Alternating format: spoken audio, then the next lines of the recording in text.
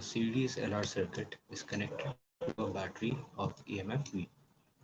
If the circuit is switched on at t is equal to 0, then the time at which the energy stored in the inductor reaches 1 by n times of its maximum value is the potential energy in inductor U is equal to half Li. Half L is constant, so U is proportional to I square, or U by U naught is equal to I by I naught. U by U naught is given by 1 by n is equal to I by I naught square, or I is equal to I naught by root n.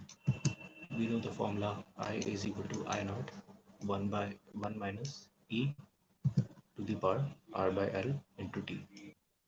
We had found the value of I as I naught by root n. So I naught by root n is equal to I naught 1 minus e r by l into t.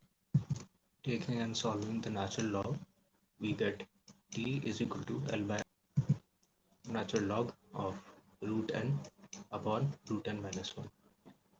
So the correct answer is option 2.